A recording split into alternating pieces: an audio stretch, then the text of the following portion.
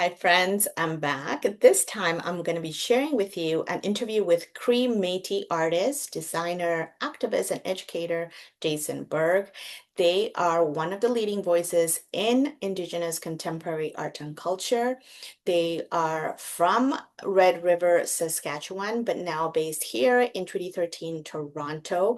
And we'll be speaking about their career as an artist, being someone who identifies as Métis, how that informs their work and what their hopes are in terms of moving forward in their art as an educator, as an artist, and sort of building community along the way. So here you go. Here's my chat with Jason Berg. Hi, friends. It's Heidi M, and I'm in the virtual room again. And I'm joined this time by artist, designer, educator, multi-talented person, Jason Berg. Lovely to see you, Jason. Nice to see you too, Heidi. Thank you so much for taking the time today.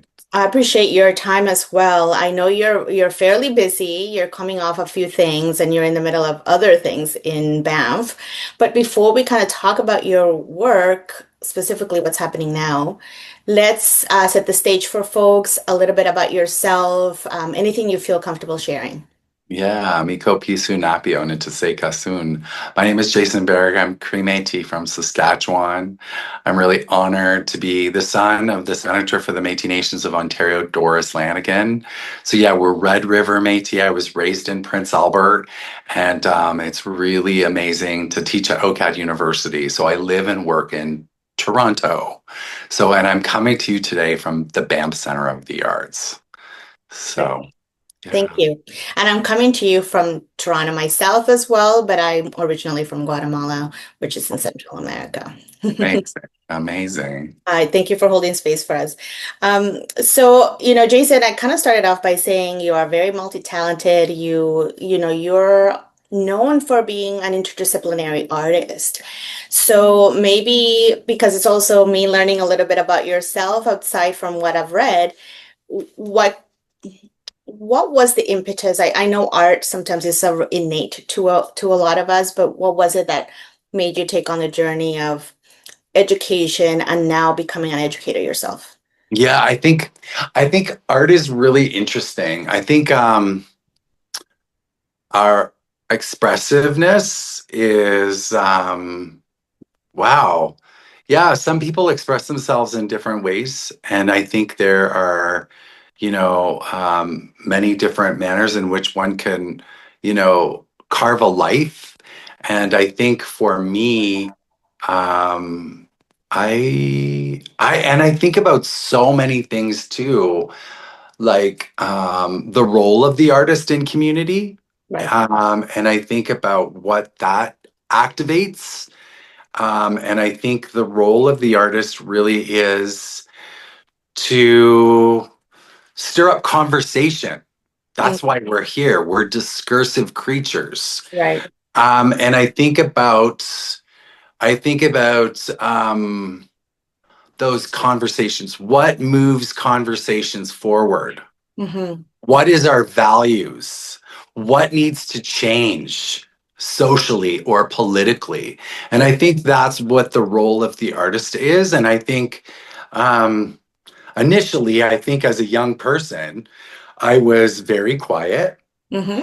and I really kept to myself a lot. And I think the impetus was actually the dream.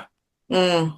I think media is so interesting too because it allows us to go on adventures from our phone or our laptop, or when I was growing up on television, Hmm. I would follow, journalists around the world, and that really inspired me, to see the world and actually make a contribution to the world. I think about a big turning point for me would have been at 19. Hmm. So I would have been raised on a gravel road in Prince Albert, Saskatchewan, in the West Flat by a really amazing woman Right. who loved me so much, but we didn't have anything more than just love. But, I got the opportunity to go to Brazil where I discovered Oscar Niemeyer. So Yeah. at 19, I went to Brasilia and I saw the genius of this architect who envisioned the capital of Brazil in the middle of the Amazon. One architect, 4 years, and it really was extremely spectacular. It's the blueprint of an airplane. And so, like at 19, at that critical point, I'm just about to embrace being an adult. Right. I discover this individual, and it was in the flesh. I was in the buildings. I was in the gardens. I was in Brasilia. Yes. So, like that really did have a massive impact on me Mhm. because I thought, wow, this is one individual Yes. and they have made such amazing contributions to contemporary architecture, Hmm. to contemporary thought, to contemporary society. Right. I was like, wow, wow, one person. Maybe I can do something. You know what? Right. Maybe my life can mean something. Hmm. So I think that would be a second impetus, I think, in why I do what I do is it's emancipatory. Right. I It's see. emancipatory. Well, I love giving people the fuel to run towards their dream, run towards their bliss, change change the topic, Mhm. talk about what you need advocacy for. That's what art does. Art is that tool, that mechanism for change. And so yeah, I'm really grateful. I'm humbly very grateful. It sounds really great. I mean, you took me back to some of my university courses on art and architecture. I'm not an architect, but I just, again, things you Yeah. gravitate to. Now you're sparking another question for me in terms of what was the experience of you in that educational system, and now being an educator with all these layers that you carry in terms of history and identity and all of that stuff. Yeah, well, I think that's a really loaded question to ask an Indigenous artist. And I think it's a very good question to ask an Indigenous artist about the institution because, like, there's real challenges. I'm fourth generation residential school survivor. Mhm. So for those people that don't know what residential school was, that was that was an act of assimilation against our first people. That's right. And so, my great grandmother, she was 14 when she escaped because they were going to marry her off to an old farmer. They Hmm. were literally they were pimping out our girls. They were pimping out our children. And so like we have a long intergenerational relationship with trauma when we think about educational systems. So I applaud universities like OCAD University who have embraced bringing in Indigenous educators to make safe space for other Indigenous learners. That's right. So, like my journey, and I'm white passing, Hmm. you know, I'm like I mentioned, I'm fourth generation residential school survivor. And our Yes. women had to do many things to survive. And so there's no shame. There's no shame in that. But I think about that. I think about um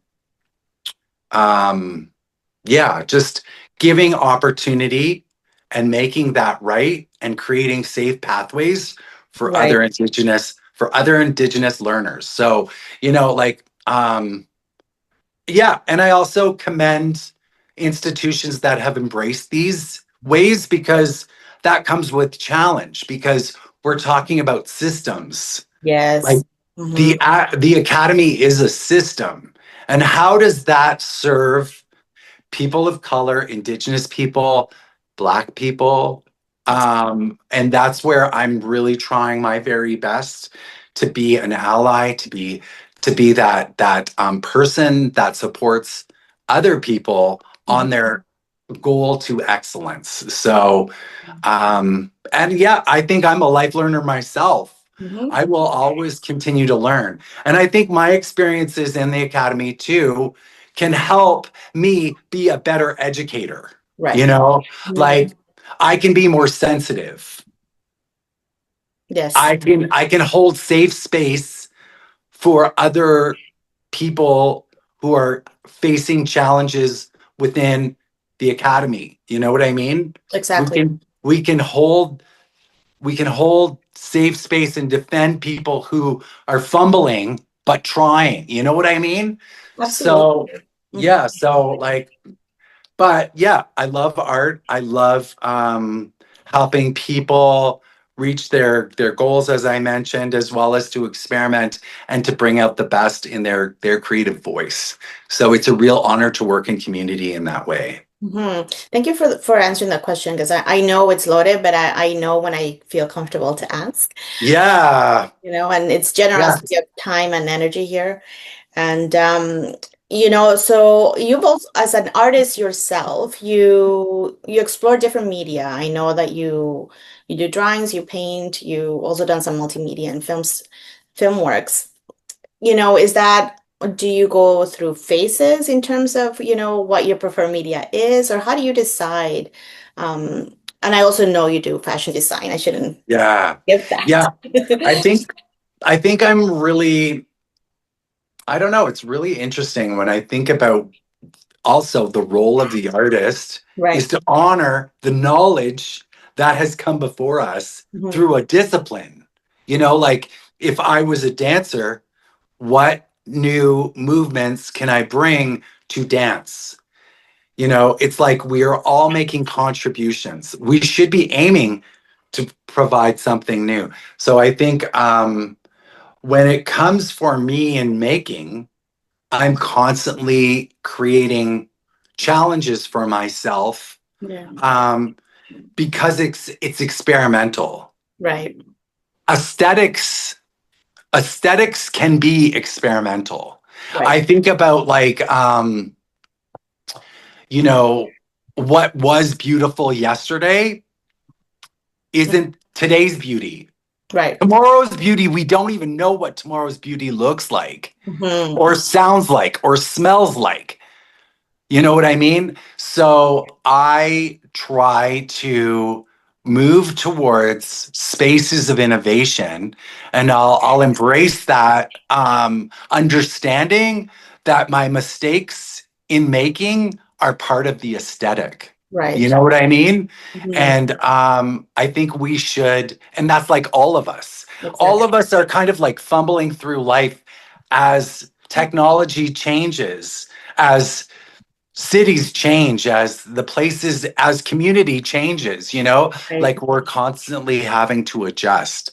So I see that as part of the aesthetic in the work. you Hmm. know it's not perfect, but it's perfect. you Right. know yeah, Right. And it's of the now, yeah, it's as you of were the saying, now. it's Yeah, of yeah, the now. yeah, Um, so I also understand that you co-founded a couple of collectives. So I want to make sure people are aware of that work that you've done. One is the Métis Artists Collective, and the other one is the Shushkitu Collective. Can you yeah, tell us a little bit about where they're at and their? yeah.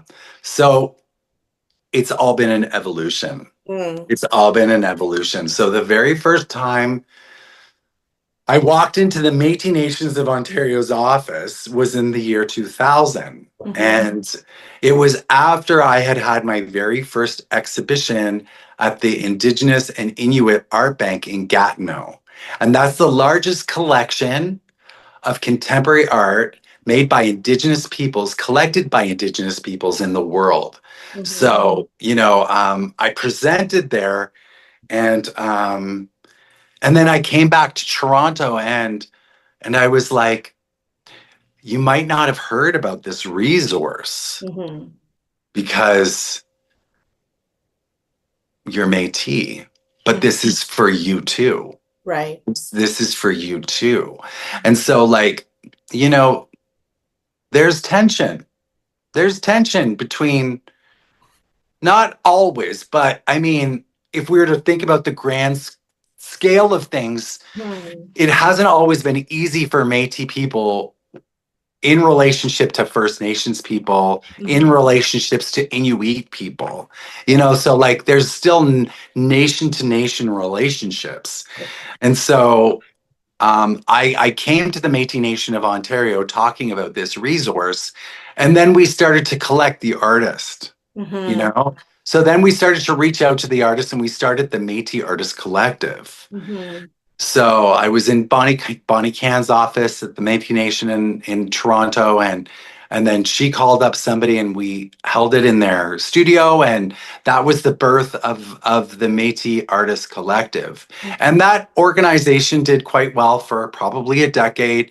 Mhm. Went on to curate major interdisciplinary, intertribal arts festivals, Right. to and now Shishkateo is it's another organization that we've developed to really support Métis capacity in the visual arts. Mhm. Actually, it's probably going to be fairly interdisciplinary, but we brought together Métis critical thinkers and artists and curators from across these lands just to really look at, how are Métis people being represented Right. in contemporary gallery spaces.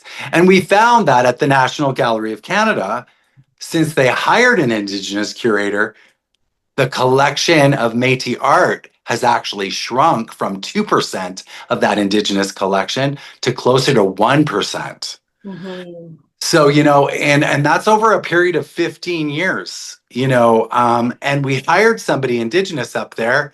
They should be collecting our work too. They should be collecting and presenting Métis people Mhm. as well. And so, like, the Shishkateo uncovered that not only is that happening at the National Gallery of Canada, we're grossly underrepresented in exhibitions, in collections, and presentations across these lands. So really what we've done is we've created this mechanism of support for Métis people. And right now I'm at the Banff Center of the Arts, That's right. and we are hosting the very first Métis specific artist in residency in history. Oh, wow. So I'm very grateful to the Banff Center for this support. And as a result, we're going to curate some exhibitions, and we're going to carry these artists forward in the best ways possible and to make room for other Métis creatives. So Right. we're creating pathways, and we're thinking about legacy. We're thinking about bigger. We're thinking about better. Right. And also moving forward as well in terms of, you know. That's right. That's right. We're building capacity, we're creating pathways, and we're creating a future for our Métis Nation. Hmm. And I mean, I don't know the exact time that you've been at Baden Center, but what has that been like so far in terms of the cohort that you're with right now and the fellow artists that are there? I understand it's a Métis gathering. That's what the your Yeah. faculty of this program Mhm. been like so far. It's been really great. So Liz Barron, she's another Métis Mhm. advocate and powerhouse. She just arrived yesterday. We've been here since June, the beginning of June, and the artists are making great work. I'm really very inspired by a diversity of voices, a variety of different articulations as to what it means to be Métis today, has been really profound and so beautiful. Like, we're seeing all kinds of things being made, from beading to paintings to media works. So yeah, it's been great. It's been really amazing. So. So is the idea that this is a residency that is for the summer and then they can work on their art while they're there with you, faculty members, but also expand as they go past the Yeah. faculty? Yeah. Oh my goodness, some of these artists are superstars already. Mm-hmm, mm-hmm. It's so great. Like, two of the artists, they're emerging, but they're curators, and they also make opportunities for other artists to present their work, but they're also making art. So two of our artists right now are in Peterborough installing an exhibition. Oh, nice. So a lot of our artists, yeah, have had to take a little bit of time off for Hmm. other things that support their art careers. So yeah, it's pretty exciting to meet some of these other makers, and there's also really profoundly beautiful, powerful other Indigenous artists in the city. Hmm. Right now, there's a big exhibition on at the White Museum that Okay. it's an overview of the Indigenous group of seven. And the last artist that's still alive in that collective is Joseph Sanchez, and Mhm. he's here in the city. And he's also doing studio visits with our artists. So yeah, it's been really powerful. It's So been there's been great. some exchange outside Yeah, the faculty. yeah, Very nice. yeah. Have Lots you, of it. sorry to interrupt. Have you been, is this the first time the Kapishkum has been held, or is this something that's ongoing? What's that story? This is the very first Oh. Métis specific residency. Hmm. It's going to be 5 weeks, but I do think that we should propose another one. Hmm. I would assume there's interest. Yeah, I hope there is. I think there will be. It was a very competitive residency to be a part of. We had quite a selection of artists apply, and there were only 18 spots. Oh, wow. So, yeah, I do hope that they host another residency here at the BAM Center in the future. Yeah, definitely. I think we focused a lot on the educational side of things, but I also don't want to forget, I mentioned it already, your fashion designer career and how do you make time to, create for which is Yeah. incredible art, right? Yeah, I've always loved fashion. Like, I think when I was growing up, Fashion File and fashion television and Yeah. Much Music and MTV, they were really kind of the thing that grounded the aesthetics of my generation, I think. So yeah, fashion has always informed my visual art practice. Right. So in 2018, I was invited by Fashion Art Gallery in New York City to create a capsule collection. So I did that. And then I believe it was in 2020, in Toronto, Sage Paul put out a call Mhm. for Indigenous Fashion Week in Toronto. And I've known Sage forever. We we talked about fashion even when she was just a recent graduate Mhm. from, I believe she went to George Brown in fashion, but Mhm. I could be wrong. But she was working at Imaginative. We've been friends for a long time. So Right. I just, when she put out the call and she said she was going to do this, I jumped in. Mhm. So yeah, that was my foray into fashion. But yeah, I've always been watching. I've actually first wanted to be a fashion designer myself. Right. So that was my first love, but I just didn't think it was in my reach. Sure. So now it is. Now Now we're doing it it, and is. we're having a great time. And I married one of my studio assistants who's Oh, also an incredible seamstress. So yeah, so no, collaboration's real, and yeah, we're gonna go for it. It's been yeah. fun. Congrats. Such, I Yes. mean, it's community is so important that way, in that Yeah, sense, right? yeah, Regardless of the personal relationships, it's just so key to be able to grow. Like it seems like almost growing up with community, and now you're informing the younger generation that will kind of carry the torch, for lack of a better phrase. yeah, Um, yeah. so as you think forward, because I know we don't know what's much about tomorrow, but if you can think forward in terms of the continued work that you want to engage in and create, what are some of your guiding principles? Oh, I love that question. That's a really good question. I think about the 5 R's of Indigenous research. Mhm. And so they really inform my methodologies. So research, reciprocity. Yeah. Um, I think about, rigor. I've created a rubric that's inspired by the 5 R's of Indigenous research. But yeah, it's really about connection to community and relaying the information back to community. Mhm. So yeah, nothing happens in a silo. Everything is shared. And so, yeah, those are some of my guiding principles. Intention too is always fairly utopic. Like I try to Thank you. keep Mm-hmm. my work optimistic.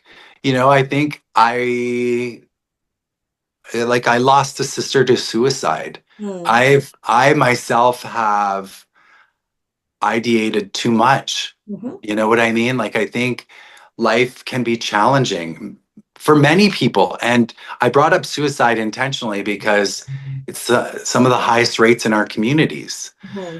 So, it's kind of like, yeah, giving that creative opportunity for voice and change, Right. positive change. I brought back up utopia intentionally because I want to create visions for Indigenous people that are hopeful. Mm-hmm. I too like, I wish every Indigenous person could have been with me that day that I discovered Oscar Niemeyer in Brasilia. Mm. Like, I welcome everyone to feel validated, to feel acknowledged, to be seen. You know what I mean? Of course. So I think, yeah, that is some of my methodologies and my approach to my own making. I want to give a positive vision for the future. I want to inspire people to make the most of their own life. You know what I mean? Mhm. And yeah, just keep things moving forward. Absolutely. Jason, thank you so much. I think we could have a master class with you at future time and then kind of maybe get into more in-depth discussions about other topics. I really do enjoy speaking with you. So now that you're in Banff, what can we look forward to from here from you so that Mm. people kind of can stay tuned? Yeah, well, I'm working on some new fashion pieces. Okay. So they hopefully will be presented at Vancouver Indigenous Fashion Week in the fall. I'm going to try to also present at Fashion Art Toronto in the fall. But I'm also working on some exhibitions that will happen. In Toronto in September, you'll see some new work at Interaccess. It's going to be a collaborative new media piece with some other Indigenous artists.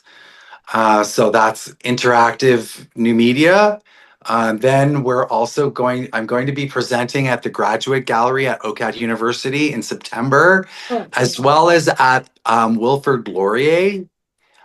So in September, I'm presenting exhibitions on my family's experience with residential school to honor truth and reconciliation in September. So yeah, that's what's next on my agenda. very busy, very Yeah, exciting. we're busy. I Yeah. already have your website locked, so I'll be sure that people kind of know where to find you for those details. And I've noted a few things for Toronto, so Uh, we'll get to meet in person at some point. I look forward to that. Yes. Thank you so much, Jason. Take care. Be well. You too. Thanks for your time, Heidi. Bye bye. Bye.